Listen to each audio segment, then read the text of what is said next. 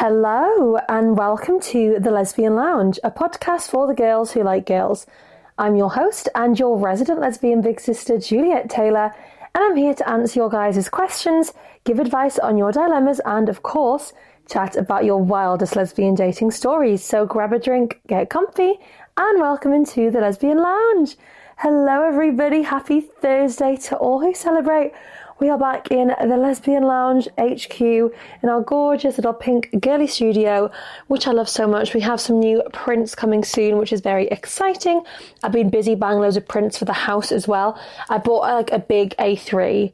A3 is big, isn't it? A1's like normal size, and A3 is big. I hope I bought the right size. But anyway, I bought this big A3 print that says, "Welcome to the Pussy Palace." And it's two cats on with like little headscarves on. And one of the cats looks exactly like Florentine. The other one doesn't look like Pearl, but it doesn't matter. And I want to put that up in the house because it is the Pussy Palace. It's mine and Lucy's house. And Florentine and Pearl, they're going to rule the roost. They are going to be the queens of the house. So welcome to the Pussy Palace is going to be up in the house. I can't wait. We went back to the house the other day to view it again, to measure some things. We've bought a sofa, a poofy, a chair. We found the bed that we want to buy. It's all a go. We're hoping to, pretty much when we get back from Iceland, we're hoping like all the checks and all the surveyor and solicitor things have all gone through. So then hopefully we can get a proper move-in date. Hopefully like February, March, fingers crossed. Everyone cross your fingers for us. And I just can't wait to like get my hands like stuck into the house and decorate, right? Like it's the first time in our lives we've both lived in our complete own house. We've both lived away from home, but never like in our own house. It's like a whole big space for us to decorate most of the time. It's like you get one room and like a kitchen. So it's going to be really exciting to fully do this place up exactly as we want to, and I just can't wait to get in there, have Lucy by my side every day, wake up to her every morning, even though we technically do that anyway, because it's very rare that you'll catch us not sleeping over at each other's houses. But we're going to have our own house and I am so excited. Guys, how are we finding the floor? Are we all enjoying it? If you haven't watched it yet, why not?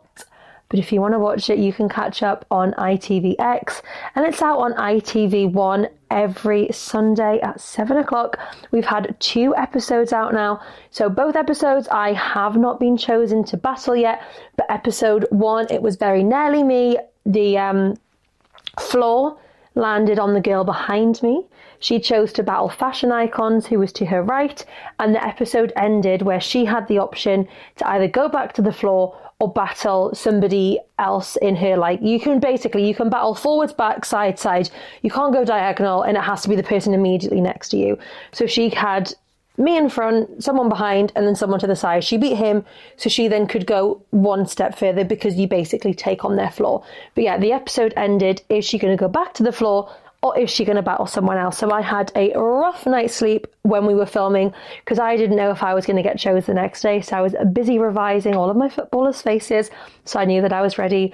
But it turns out in episode 2, she decided to go back to the floor, even though she then ended up getting picked again. Somebody chose to battle her, and then she chose to battle Crisps, and then she went out. So thankfully, at the end of this week's episode, the floor is well away from me, so we don't have to worry.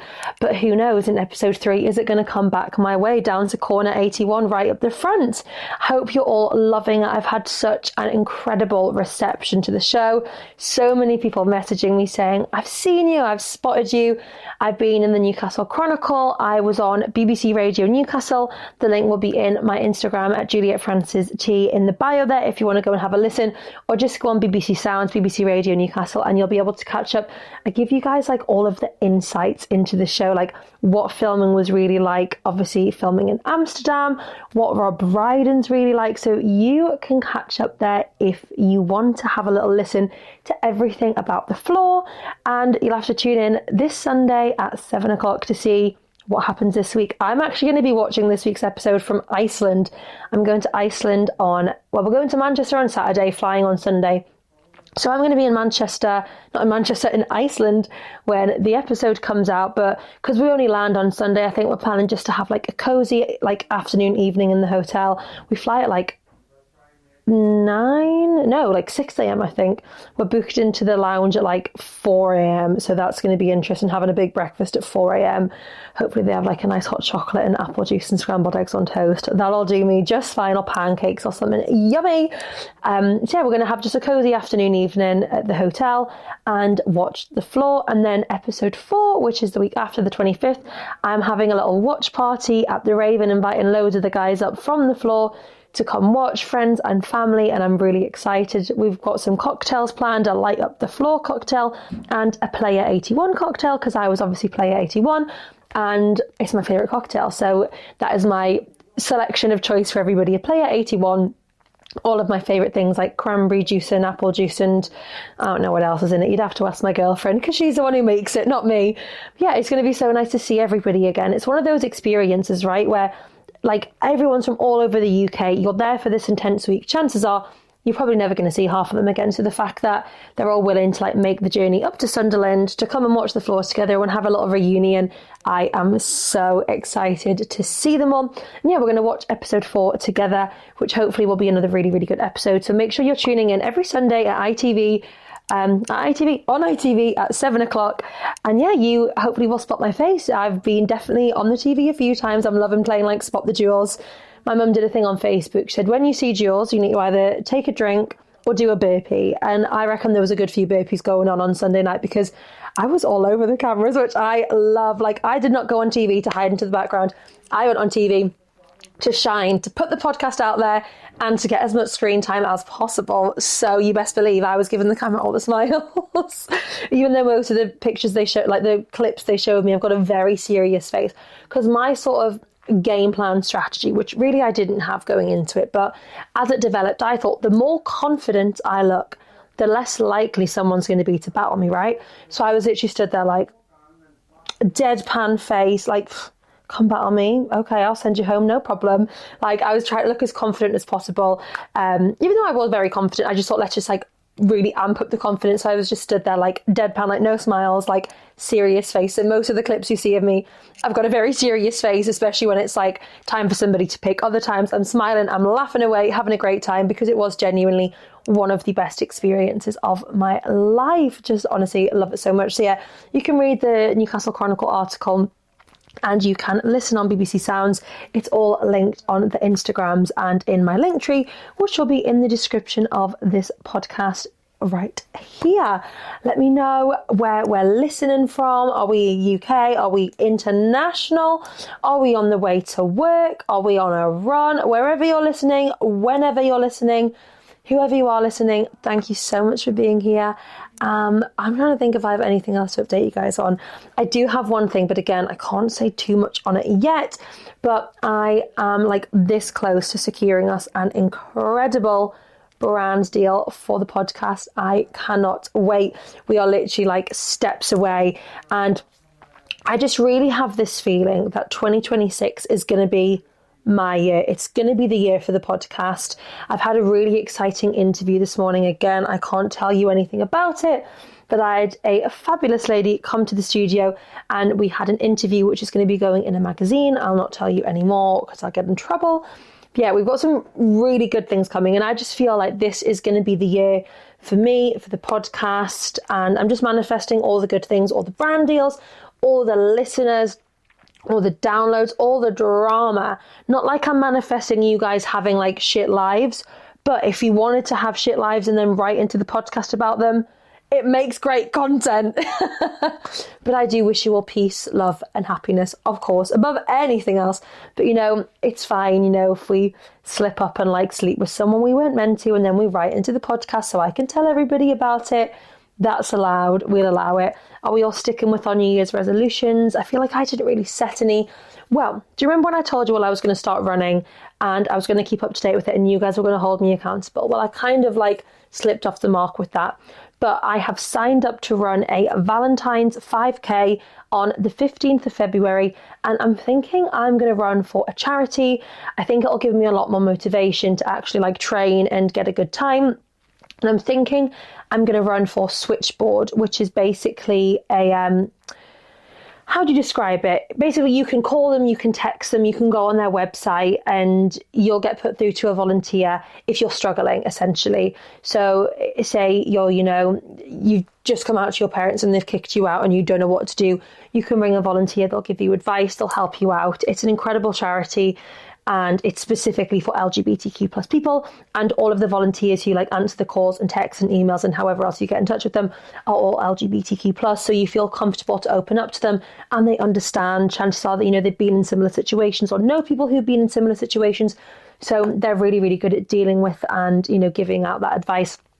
So I think I'm going to run it for them, and I just think it'll give me more motivation to really go for it. And yeah, I'm quite excited. I have to run, but it's all good. I'm going to start running. I did do some reformer Pilates this morning, which is so fun. I would love to just do that forever, but I do need to get myself out there, get on a run, because it's going to make me happy. It's going to make me feel better, healthier. Obviously, I'm going to Florida in July for a pageant, so I do want to, be nice and toned. So it's all going to work out well. 2026 is going to be our year, and it's going to be your year too. I can just feel it. We're all going to have a good one. So without further ado, let's jump straight on into this week's episode.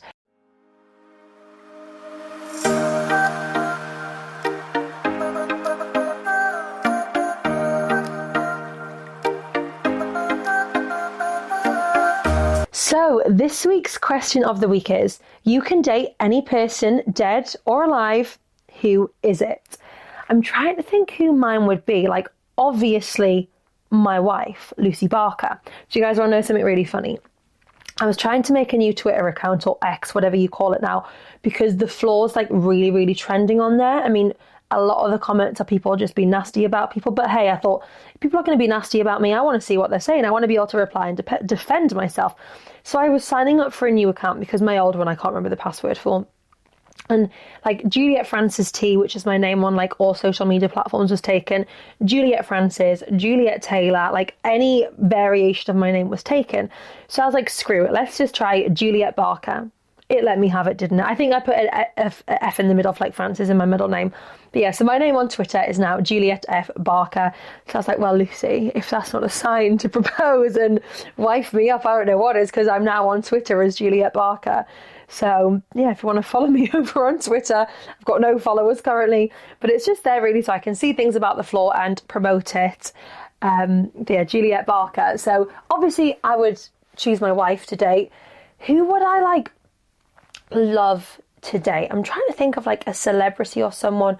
I just think I'm the type of person, I like my close circle, and really that close circle is Lucy. I don't like spending too much time with anyone else, and this is no shade or hate to my friends. Actually, Chloe and Kareem, we did go for a sleepover at their house the other night, and I didn't get bored of their company. But some people, once I've been with you for a couple of hours, I'm ready to go. And it's nothing to you, it's all to me. My social battery just goes down.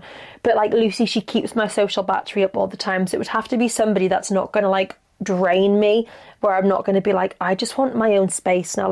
I constantly want to be in Lucy's space. I don't want my own space, but with some people I want to just be with them, then have my own space and then go back to them. So it would have to be somebody where I felt super comfortable around them. I'm trying to think who would be a fun person to date.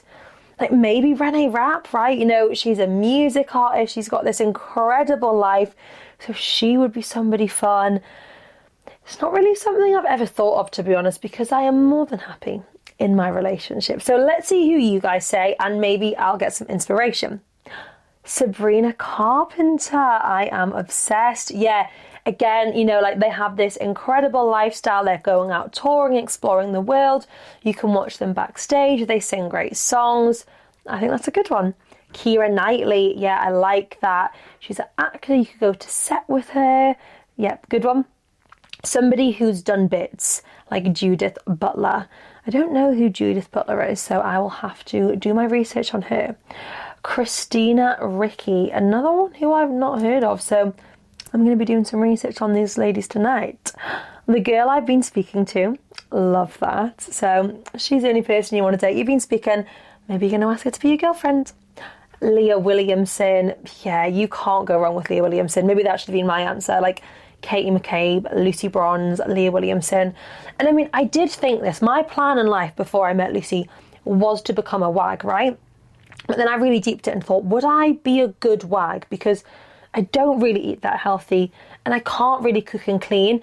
And really, if you're going to date a footballer, like they're out at training all day, they're going to want to come home to a clean house and a meal on the table and a healthy meal at that, because they have to fuel their body with good foods. And I thought, would I be able to provide that for them? Probably not. And could I cope with my girlfriend, like, traveling to like a new city every weekend? I mean, I would just travel with them, I guess, to all the different football matches, but like the long late nights of training and being like, oh, should we just get a Domino's tonight? And they're like, I literally can't, I have to eat healthy. I probably wouldn't survive very well. So maybe I'm lucky I'm dating a bartender. My wife, yes, I'm loving this love for our girlfriends. Natasha Leone, again, I don't know these people. Am I doing something wrong? Am I like a bad lesbian for not knowing who these people are? I promise to do my research. Renee Rapp, yes, iconic, what a queen. Leah Williamson, love it. You know what though? Could we all cope, like genuinely put ourselves in the shoes of dating somebody like Leah Williamson? She has not even lesbians, just women in general, and men too, probably, fancy Leah Williamson. She is a beautiful woman.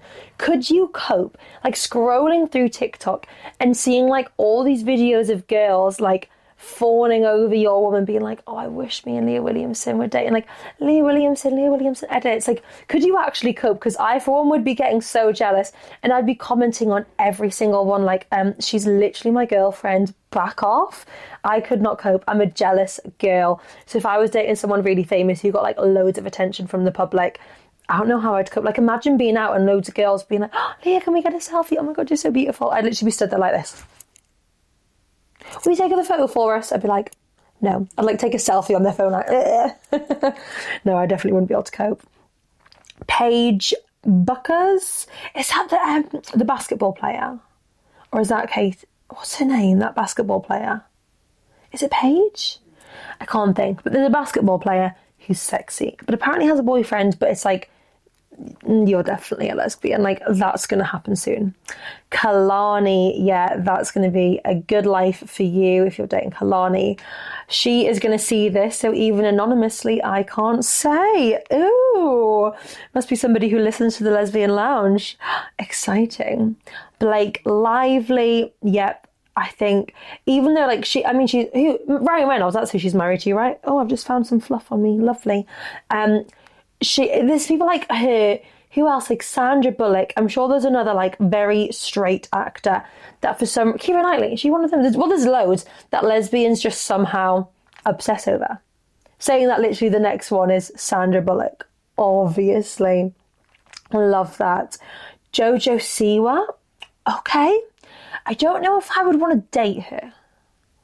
I think we'd get on well. I think we've got similar personalities. Like, we're very upbeat, high energy. We just like dance around and make TikToks. I don't know if I'd want to kiss Jojo. Right? Shall we do one more? Let's do one more. Again, Renee Rapp. Okay, so Renee Rapp, she's the most popular. And Leah Williamson. Renee and Leah take the crown on this one. Guys, I'm laughing because I'd screenshotted all of your answers, and I'll show you quickly. I was on FaceTime to Lucy when I'd screenshotted, so her face is just like in the corner of the screenshots, just her smiling in bed. Right. I think it's time for some dilemmas, and trust me, we have got some good ones today, so strap in, strap on. Let's jump into the Lesbian Lounge inbox. Hi, Juliet. Hello. Back when I was at university a few years ago, most of our course modules had small tutorial groups. In my second and third years, 2022 and 2023, there was a girl in almost all of my tutorials who I was completely drawn to. We were both pretty shy, so our early conversations were mostly about work. As time went on, we started working together outside class on group presentations and slowly became good friends. I feel like I know where this is going. Friends to lovers. Hopefully not to enemies after. The Renee Rapp song, strangers to lovers to enemies. Let's hope we just stop at lovers and we're happy ever after. I eventually learned she was also a lesbian and single. Okay, bingo, brilliant. She's not got a boyfriend. She's not wifed off to another girl. She's single, ready to mingle and ready to get in your pants. But I never worked up the courage to ask her out. Part of it was shyness, and part of it was that I had never dated anyone before. I'd catch myself staring at her and daydreaming about what could be. Even a simple hug would send my heart racing. I was head over heels. I love that. I mean, she could probably like feel this energy from you two, right? But you said you're both a bit shy. So you both probably were in the same situation, like maybe hoping the other one was going to like bring this information forward, like I fancy you, but you were both just too shy to go for it. Eventually, in April 2023, with just 3 months left until graduation, I told her that I had feelings for her that went beyond friendship. Yes, I'm so proud of you. Put yourself out there. Fingers crossed. It's a good response. To my relief, she said she felt the same way and had quietly hoped I did too. Yeah, so that's the thing. You've both been in the situation like, I really fancy you. I don't know if you fancy me back. I'm not going to say anything. I'm too shy. But really, you could have probably said this 2 years ago and you would have been fucking for the past 2 years. So yeah, to my relief, she said she felt the same and had quietly hoped that I did too.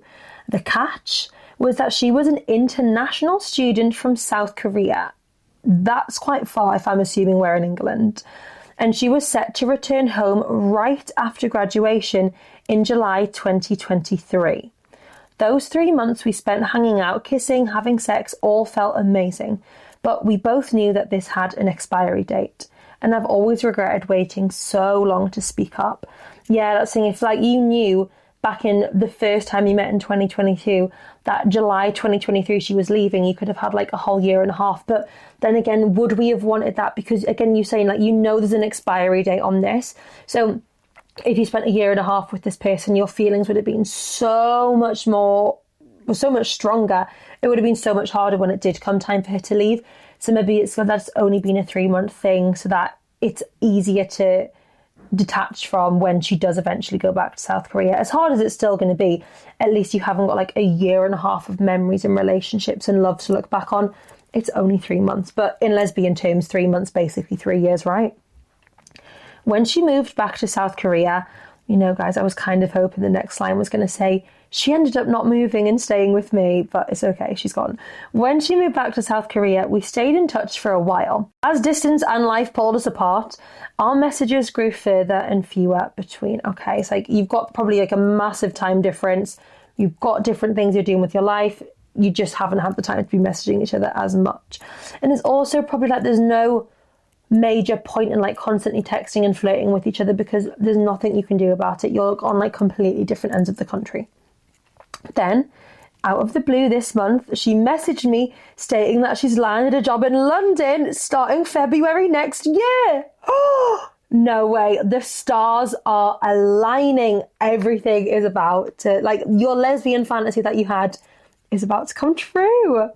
We've already talked about meeting up once she arrives. She is still single. The problem is I'm not. Oh no. It's like you've moved on, like fair enough. You never thought you were going to see this girl again. You thought it was a great 3 months. That's all it's ever going to be. But now she's coming to London. She's still single. You, however, have gotten a new relationship. Okay. And I've been in this relationship for the past 5 months and she is someone that I really care about. Now I'm torn. Part of me wonders if I should end things with my current partner to explore whether the spark with her is still there. I honestly don't know if the chemistry will feel the same after all this time, but if it does, I'm not sure I'd be able to resist. I feel guilty even thinking about this, but the what if is eating at me. What would you do? Wow, okay, this is intense. Obviously, you've moved on, you are happy in your relationship, you really care about this person, but in the back of your mind, you've got, okay, Susan's coming back from South Korea, I need to see her. And I think you can't spend the rest of your life thinking, what if? I mean, obviously, we're not condoning cheating, but I don't think the right thing to do is just off the bat, put things on pause, like put things on hold with your current girlfriend. I think, you know, you could say, listen, one of my old friends from uni's coming up. I'm going to go into town and meet her for a coffee. Like, that's all it has to be to start off with. And if you get to the coffee shop or wherever you decide to go and the chemistry is like undeniable, all you want to do is snog her face off, I think that's your answer for you. And like you said, you don't know how the chemistry is going to be. It's been a long time. You know, things might have fizzled out. You might realise it was always meant to be more of a friendship. And if that's the case, you're going to be so grateful that you haven't just dumped your girlfriend and then you're like, oh, I want to get back with you. And she's like, absolutely not, fuck you. So I think we don't need to break up with our girlfriend initially, but obviously we're not going to see this girl and go straight back to her bedroom and fuck her whilst you've still got a girlfriend at home. That's not on the card. So I think you tell your girlfriend, you're open and honest. I've got this friend I went to uni with. I mean, you don't have to tell her that you've had sex, right? There's a friend coming over from uni. She's also a lesbian. Maybe we don't need to say that part as well. But you just say, I'm meeting up with an old friend from uni today. That's all it needs to be. I'll see you tonight. Have a good day. Love you. Bye. Get to the date, the meet up, and see how you feel. See how she feels. She's probably changed a lot in this time too. But the fact that you want to see her, the fact that the back of your mind is thinking, what if I'm finally going to have the life with you that I envisioned for so long? And you cannot live the rest of your life wondering, what if I just went to see her? What if we ended up being soulmates and we're together for the rest of our lives? You have to go and see her. So I think, meet up, see how it feels and go from there. If the connection's undeniable, then I do think the right thing to do is let your girlfriend go and say, you can justify it. You can say, listen, that friend I was with, I went to meet up the other day who was from uni. She is a lesbian and, we had sort of had a fling in the past. When I meant to meet up with her, the connection was out of this world, and I owe it to you to not string you along when in the back of my mind, I feel like I want to be with her, right? And that's going to crush it. She's going to feel like shit. Anyone would in that situation, but she's going to feel more like shit if you stay together and you keep sneaking off to see Susan in London town every Thursday night. And she's like, why are you working late? Like, what are you doing there? People would rather you are just open and honest with them. I've always said that, like, if you want to cheat on me, you clearly don't want to be with me. So just tell me that things aren't working. We can either try and work on them or we'll just put the relationship like in the bin and move on. Like, don't cheat on me because you're clearly not happy. Just tell me that you're not happy and I'll back out of your life or we'll work to fix it. And I think most people would be the same. They'd rather not be cheated on. They'd rather know something's not right. I mean, again, you can just say, listen, there's been something at the back of my mind telling me that this relationship isn't quite right. It's nothing to do with you. I think it's me. I'm the issue. You're a great person and there's someone better for you out there. And I'm sure she'll appreciate the honesty. And then you and Susan can go and live your best life. Maybe you're going to move to South Korea, have an incredible life there, stay in London forever, whatever it is. I do think it seems like you are definitely drawn to each other. There's a pull there. Like, she's literally on the other side of the world and that pull and that connection is still there. And her telling you, like, hey, I'm coming to London. It's got you excited. It's got you thinking what could be. You cannot go the rest of your life not acting on that and not seeing her. And like I said, you might see her, the connection might not be there. You might realise it's completely platonic and it's just a friendship. And then you and your girlfriend can stay together and you have this amazing friendship with your friend. Or it might be more, and I do have a feeling that it's going to be more. But good luck and please keep us updated. I love an update, guys. They make my day. Okay, we have a sex dilemma. Are we ready? I listened to one of your podcast episodes where you mentioned that it's not necessary to use large toys during sex. I think I remember exactly which episode you're on about. It was the one where we had the younger girl and the older woman and she was using like the massive strap on, like smacking fingers up bums, just basically completely taking advantage of this girl. I think that's what we're on about. That comment really resonated with me and has prompted me to reassess my own sexual experiences. For some context, I'm 19 years old and my girlfriend is 33. Why is this happening again? Because last time it was a really young girl and an older woman. Strange. We've been together for about 4 months and this is my first sexual relationship. This was the exact same last time. Like, it's your first experience in sex, and because they're older, they almost feel like, well, not even just because they're older, but because it's your first experience, they feel like they can take advantage of you, maybe because of their age and because they know that you don't know what normal sex feels like, right? So clearly this is going to be going a similar direction and I don't like that for you. My girlfriend is very dominant and enjoys rough sex, which is something that I'm still learning to navigate. One of her favourite activities is restraining me with an ankle spreader bar and wrist cuffs, then fucking me hard with a thick 9-inch strap-on. To say it's painful is an understatement, especially as she can go for a long time, sometimes up to 45 minutes. I could not imagine 45 minutes of that. What? And this is your first time experiencing sex and she's going in like that. I'm sorry, but I really feel like this woman is taking advantage of you. Every time she thrusts in and out, it causes a sharp pain. I'm screaming in agony, not pleasure, and I am a crying mess. And she's not seeing this and stopping and comforting you? This is major red flag behaviour. Afterwards, I'm sore and tender for days and need ibuprofen to manage the discomfort. That is not good sex. It's not nice sex. It's not relationship sex. Like, you talk and communicate in normal relationships and you ask, what do you like? Did you like that? Did you enjoy that? And you're able to say, I didn't enjoy that. And then they wouldn't do it again. I feel like we need to get out of this. By the time I've recovered, my girlfriend wants to fuck me again, so the cycle of pain repeats. At least she's not trying to have sex with you when you're, like, you know, in the sore days after, you know? But still, I've suggested using a smaller strap-on and reducing the duration of the strap-on fucking, but my girlfriend tells me it's part of the fun of being dominant, but my girlfriend tells me part of the fun of being dominant is using a big strap-on and pushing limits until I can't take it anymore. She says I'll eventually get used to the pain-pleasure dynamic and start to enjoy it. Sorry, the pain-pleasure dynamic? What are you on about? You're just completely taking advantage of me. She's also mentioned that most lesbian women prefer large strap-ons and compared it to a straight woman wanting men with larger penises. She is feeding your brain with bullshit, to be quite honest. Like, this is what most lesbians like, because she knows you're young, you haven't been in a relationship before, so she's telling you what she wants you to hear. I know a massive amount of lesbians who don't even use a strap-on during sex, or they use a small one because they don't want a big 9-inch strap shoved inside of them for 45 minutes.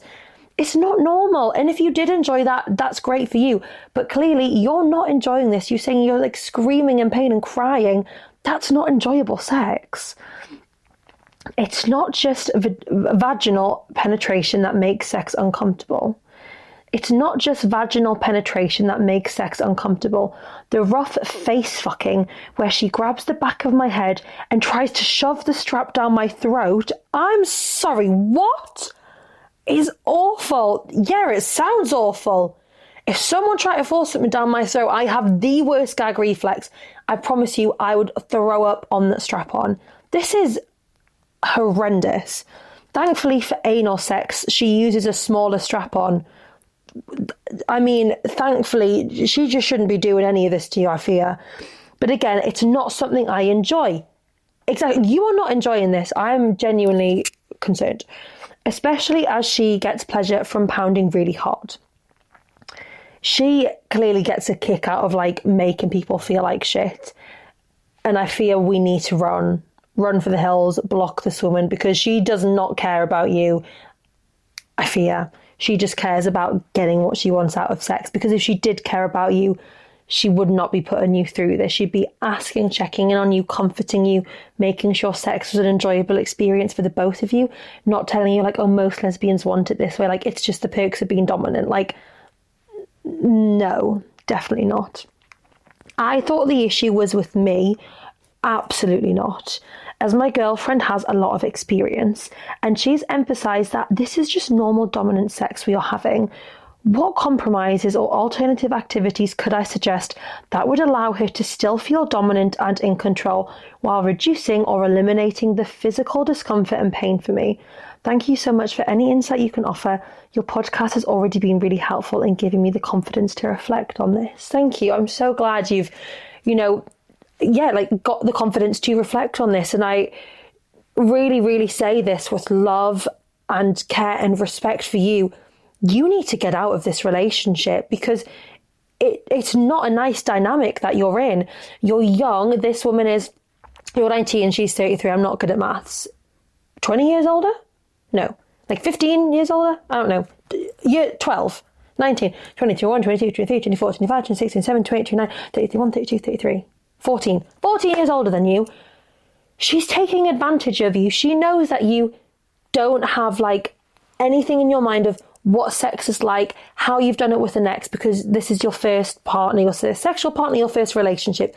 She knows that. She's older than you. She's clearly done this to many women in the past. And surprise, surprise, they're not fucking with her anymore because she sounds like a psycho. And this isn't me having a problem with people who want to be dominant, but you need to be with someone who wants to be submissive and who wants to be put in pain and go through all these fucking massive straps. You clearly are not enjoying this. You would not be crying in pain. Yes, over time you will get more used to it, but you shouldn't have to get to that point. If you're not enjoying something, then your girlfriend, well, first of all, she should ask, are you comfortable with this? Another red flag, she would say, like calling it her activities, like, this is my favorite activity to do with you. Like, what do you see this as? Like, I'm literally freshly an adult. You've been an adult for fucking a long time, and you're calling this an activity. Like, it's giving predatorial behavior. It really, really is. And I hope that you can maybe see the light a little bit and think, she's just using me. And I hate saying that to you because I know this is your first relationship and you just want it to be perfect, but it doesn't seem like that's the case. This woman is taking advantage of you and she's using you. She knows you're, young and naive, and she's literally having her wicked way with you, getting away with doing whatever she wants to you.